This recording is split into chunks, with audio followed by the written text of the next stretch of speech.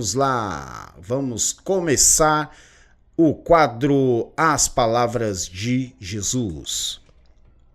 Rádio Renovo São Paulo, série As Palavras de Jesus. Frases e discursos do Mestre, relatadas nos Evangelhos, Livro de Atos dos Apóstolos e Livro do Apocalipse. Discorridas pelo pastor Rogério Batista no site www.radiorenovosp.com.br e no canal do YouTube da Rádio Renovo São Paulo, youtube.com/Rádio Renovo 4847. Disse Jesus: o Espírito é o que vivifica, a carne para nada aproveita. As palavras que eu vos digo são Espírito e vida. João 6,63. Rádio Renovo, renovando as suas forças.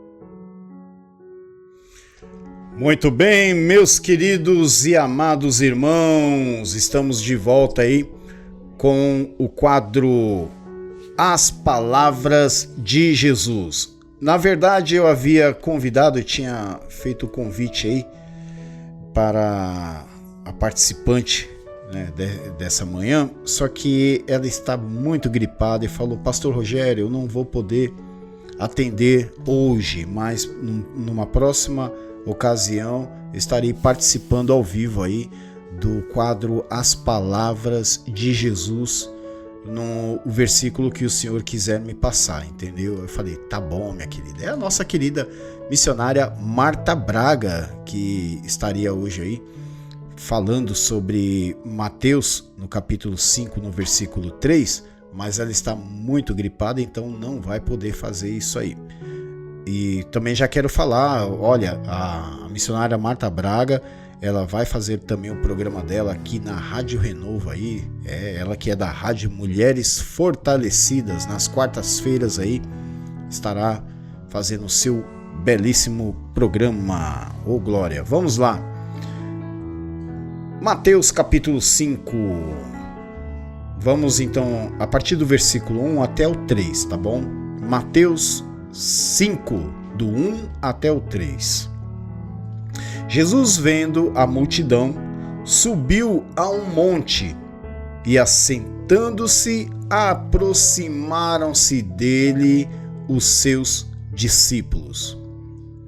E, abrindo a boca, os ensinava, dizendo: Bem-aventurados os pobres de espírito, porque deles é o reino dos céus.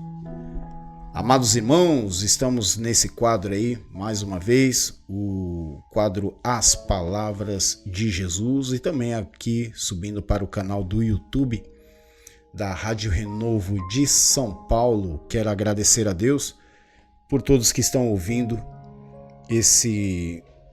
essa palavra. Aqui nós podemos ver que o Senhor Jesus Cristo, após ter sido batizado por João Batista, venceu a tentação no deserto e começou a regimentar os seus primeiros discípulos ali em Cafarnaum. Nós discorremos tudo isso nos episódios anteriores. E agora o Senhor Jesus, ele começa na prática o seu mais célebre discurso. Quem é que nunca ouviu falar do Sermão da Montanha? Existe até aqueles artistas que fazem aqueles quadros, né? Assim como fizeram o quadro da Santa Ceia, Leonardo da Vinci fez aquele quadro, alguns outros também já fizeram quadros a respeito do Sermão da Montanha, e muito conhecido. É maravilhoso, né? É maravilhoso. Muito conhecido, e principalmente por causa do conteúdo das palavras. Porque É interessante que começa no capítulo 5 e vai até o capítulo 7. São 2 capítulos, capítulo 5, 6 e 7. São 3 capítulos muito abençoados, onde o Senhor ele encerra de uma maneira tão persuasiva que as pessoas ficavam maravilhadas com o conteúdo do seu discurso. Não é que Jesus ele fez uma faculdade de oratória, não é que ele tinha o domínio da retórica como os antigos filósofos. Porque se olharmos assim, no nosso plano físico e intelectual, nós achamos que Jesus era um intelectual como qualquer outro. Muitos, vamos dizer assim, liberais, muitos teólogos liberais acreditam que Jesus era apenas um personagem histórico. Olha só, teólogo, eu não estou falando de ímpios, não estou falando de pessoas que são incrédulas, eu não estou falando de pessoas que não creem em Jesus, entendeu? Ateus, enfim. Eu estou falando de liberais, teólogos liberais, que por causa dessa teologia tão nefasta, eles fizeram com que o Senhor Jesus fosse apenas um personagem histórico. Para vocês terem uma ideia, os liberais eles acreditam que a multiplicação dos pães e peixes ela não se deu de forma literal. E Jesus, ele usando da sua personalidade, né? Da sua personalidade assim, que é tão marcante, ele naquele momento, vendo aqueles 5.000 homens, fora mulheres e crianças, ele pegou e fez um discurso de humanidade, sabe? Aquela coisa assim, de solidariedade, de fraternidade, como é importante você dividir o que você tem, entendeu? Aí ali cada um trouxe o seu pão, começou a dividir um com o outro, cada um, sabe?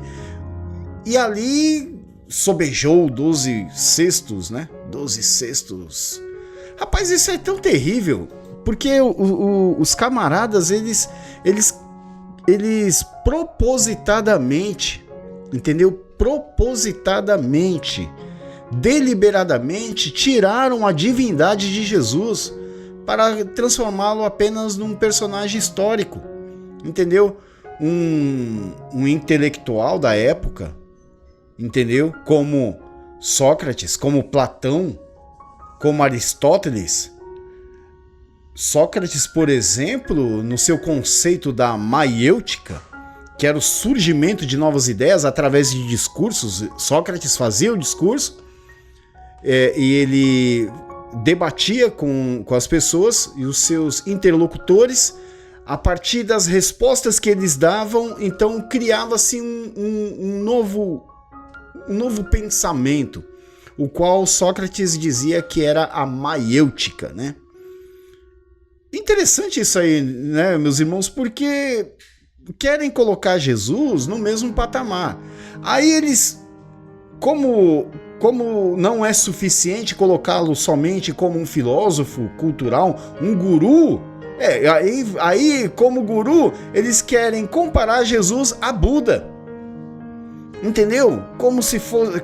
Até falam uma coisa terrível, que Jesus esteve no Tibete e esteve ali com Buda. Rapaz, não tem, é uma coisa totalmente anacrônica. Mas os homens, eles querem deliberadamente desassociar Jesus homem do divino Jesus. Irmãos, eu tô encerrando aqui com as web rádios, tá bom? Somente aqui pela Rádio Renovo de São Paulo. Só um instantinho aqui. Deus abençoe a todos. Olha, se vocês quiserem ouvir completa essa pregação, Já temos aí em formato de podcasts, tá bom? Depois eu vou dar os detalhes. Vai lá no site Rádio Renovo, www.radiorenovosp.com.br. Você vai ouvir esses áudios na íntegra. Essa série As Palavras de Jesus você pode estar acompanhando no nosso site, tá bom? Deus abençoe a todos das web rádios em nome do Senhor Jesus. Infelizmente, meus irmãos, não dá tempo, né, da gente fazer o programa e ainda, sabe, tudo, condensar tudo em 1 hora é um pouco difícil. Estou tentando fazer isso, né? Estou tentando. Aos poucos eu vou conseguir condensar todas as participações e também o momento do quadro As Palavras do Senhor Jesus. Então, olha só, eles querem desassociar o Jesus homem do Jesus divino. E por que é importante nós falarmos Jesus o divino? Porque um homem comum, ele pode discursar e convencer uma multidão de pessoas. Qualquer homem pode fazer isso, tendo uma boa retórica, tendo uma boa oratória, usando as técnicas fundamentais para um orador, ele consegue. Lembra-se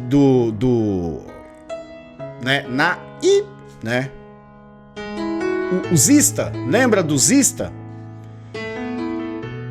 Ele conseguiu convencer toda a nação da Alemanha de que eles eram perfeitos, eram a raça ariana, ou descendentes da raça ariana, e que para que mantesse a pureza dessa raça, todo tipo de miscigenação não era permitido. Então chegou ao cúmulo, ele querendo dominar o mundo, ele conseguiu persuadir as pessoas na época, criando um grande exército zista, que vocês sabem, a ponto de cometer a maior atrocidade de todos os tempos. 6 milhões de judeus no Holocausto perderam suas vidas.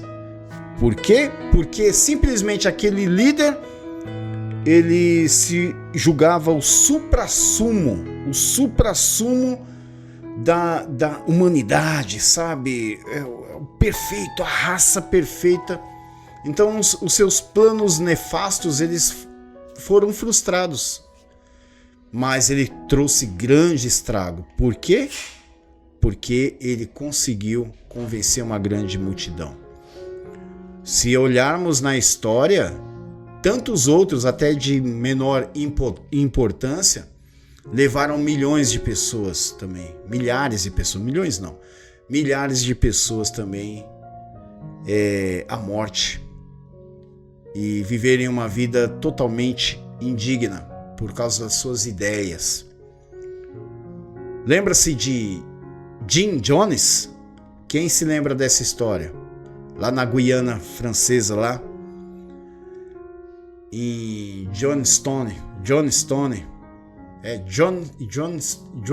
acho que é isso, esse é o local. Esse homem, na década de 70, se tornou um líder religioso tão importante porque, sabe, aquele homem piedoso, aquele homem assim alegre. A igreja dele era a mais alegre que tinha, entendeu? Ele se importava com causas sociais, ele se importava com a questão do racismo, ele se importava, sabe, com o social, sabe? E ele era realmente um homem que ganhou uma notoriedade muito grande a ponto de ter muitos e muitos seguidores. Só que os seus métodos persuasivos lhe serviram também como castigo, porque começou a sofrer perseguições, começou também a dominar pessoas. Os seus seguidores, os seus fiéis estavam ao seu bel prazer. Era ele que determinava quem poderia viver de tal forma, quem poderia viver de outra forma. Enfim, ele se tornou um dominador daquelas pessoas. A ponto de não demorar muito tempo, terminar numa catástrofe, uma tragédia porque um número grande de pessoas perderam suas vidas e tiraram suas vidas voluntariamente porque ele ordenou que isso acontecesse. Então, Jim Jones realmente foi terrível. E tantos outros, irmãos, tantos outros, dominando essa técnica persuasiva, convenceu muitas pessoas a viverem uma vida infeliz. Mas não foi assim com o Senhor Jesus. Porque quem estava discursando aqui não era um personagem histórico, um simples homem que dominava tudo isso aí. Tanto porque era natural que os rabinos israelitas eles tivessem esse domínio de persuadir as pessoas através das suas palavras. Olha, só para não só os israelitas, os religiosos, fariseus, saduceus, enfim, não era só nessa época. Em toda a história do Oriente Médio, os homens buscavam os sábios. Salomão, ele era sábio.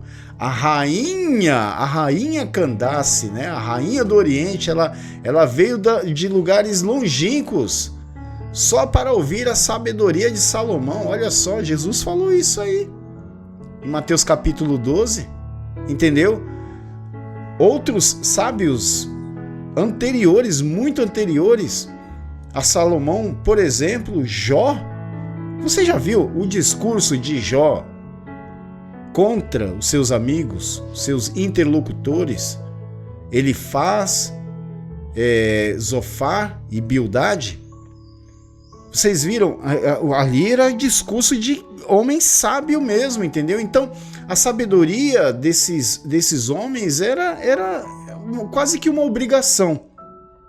E vem Jesus agora começando um discurso prático, sem voltas. Ele não precisou fazer muitas voltas para isso, mas ele foi muito conciso no que ele disse. E o mais célebre dele é esse aqui, Sermão da Montanha, o qual ele fala sobre as bem-aventuranças, as beatitudes, como alguns falam.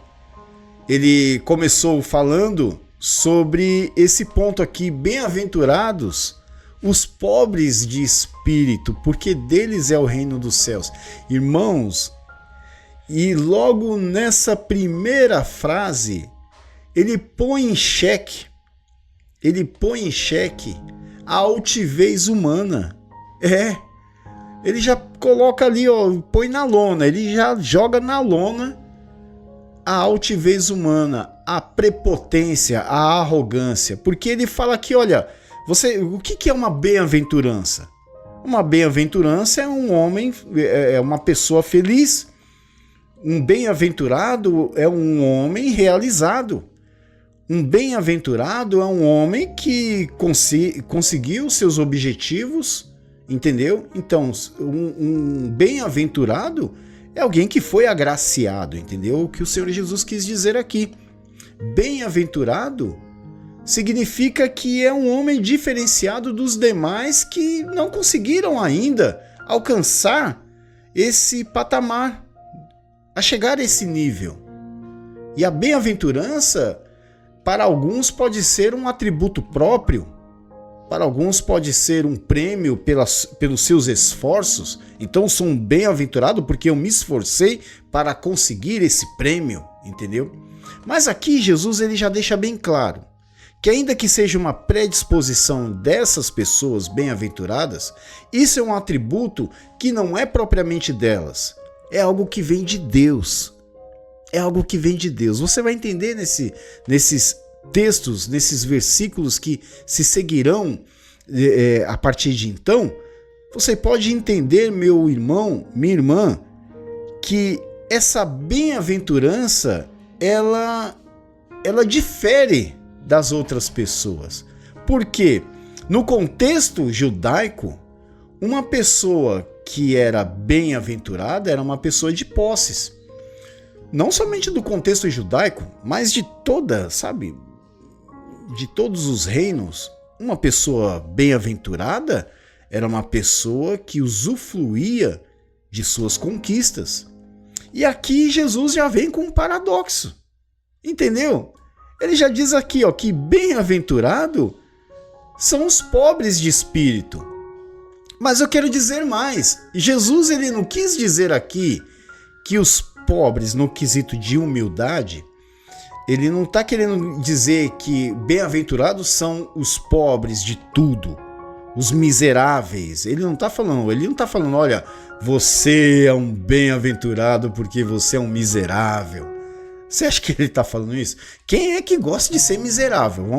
Vamos ser sinceros. Entendeu? Nós temos que nos adequar às situações, entendeu? Então, padecer necessidades, passar por provações, passar por momentos difíceis, é uma questão de resiliência e não de bem-aventurança, entendeu? Você abre a sua geladeira, a geladeira só tem garrafa d'água gelada.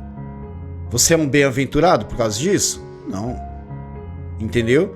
Tanto porque existem tantos pobres, e não é pequeno número, de pobres arrogantes.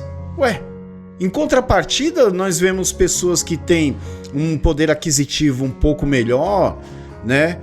Da classe média, enfim, tem um poder aquisitivo melhor, que são humildes, são pessoas que são respeitosas, que respeitam o próximo, que ajudam o próximo.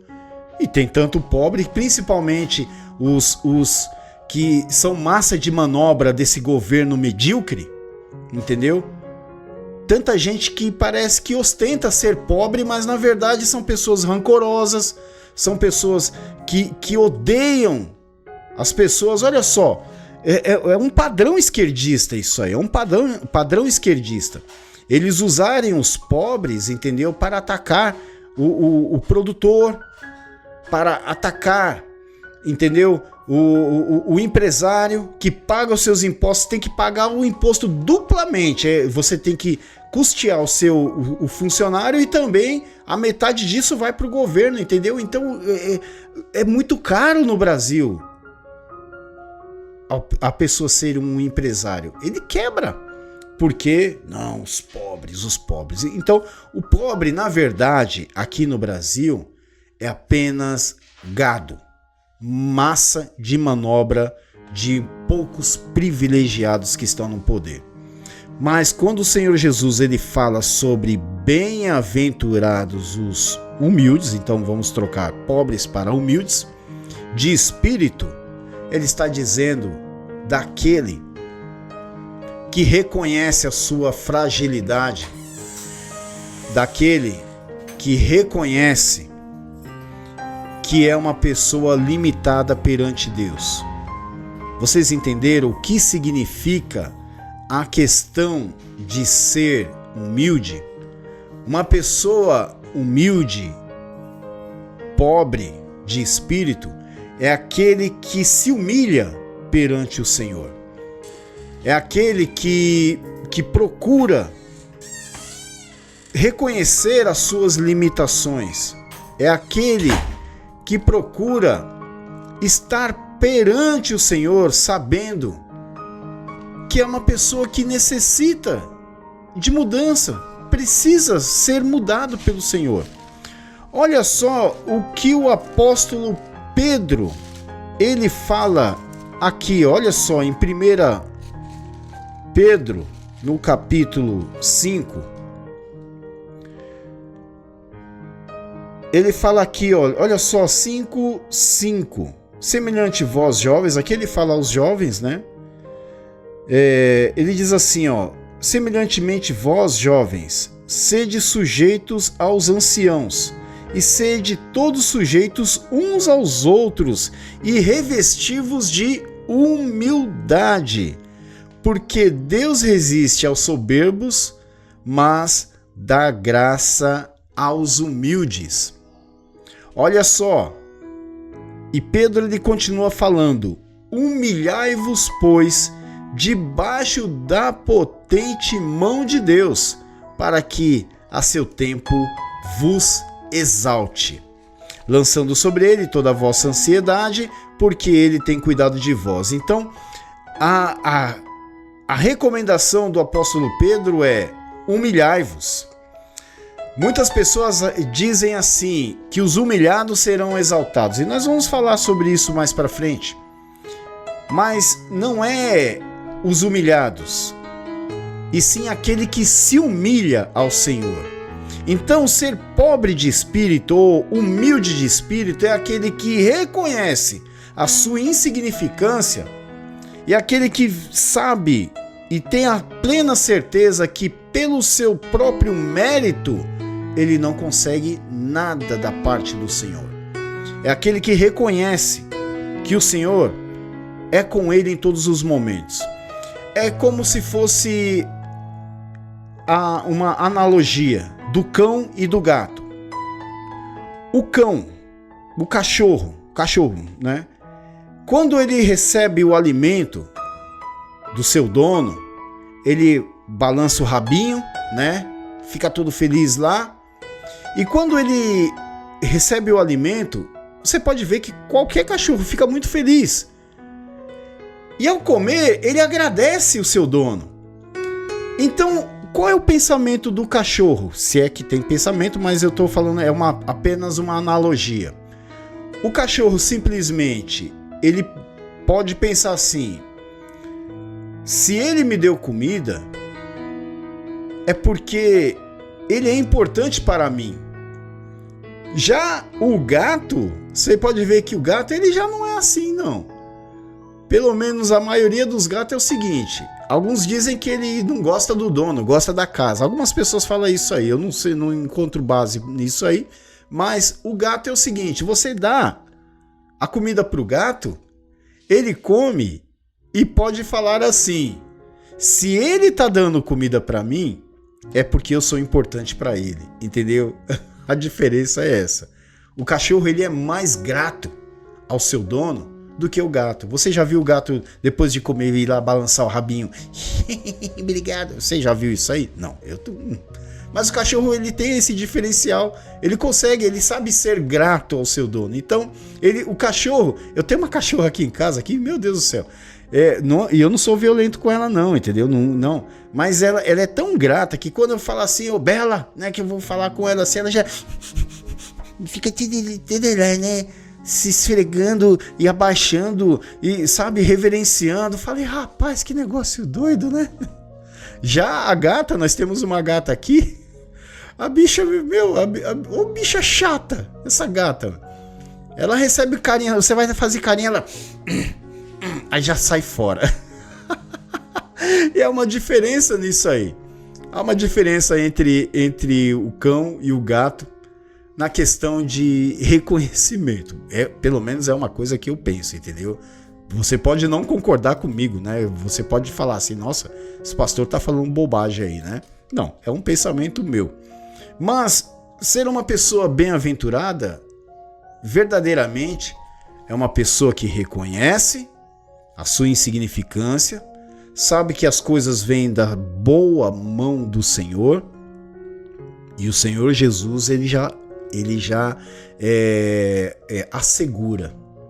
Ele já assegura a essa pessoa que dela é o reino dos céus. Olha só, a recompensa de uma pessoa que é pobre de espírito, não estou falando do miserável, estou falando da pessoa que é humilde de espírito, a recompensa que o Senhor promete para a vida dela é o reino dos céus. E não é que ele vai ter o reino dos céus. O Senhor Jesus diz que dele é o reino dos céus. Bem-aventurados os pobres de espírito, porque deles é o reino dos céus. Amém? Que o Senhor abençoe a sua vida e seja uma pessoa humilde de espírito, em um nome do Senhor Jesus. Muito obrigado, meus irmãos. Estamos terminando então.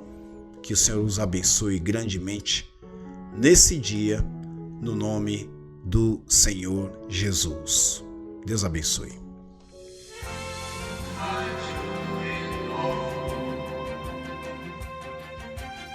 www.radiorenovosp.com.br Rádio Renovo São Paulo, operando pela web através das plataformas Rádiosnet, Rádioscast, Facebook e YouTube.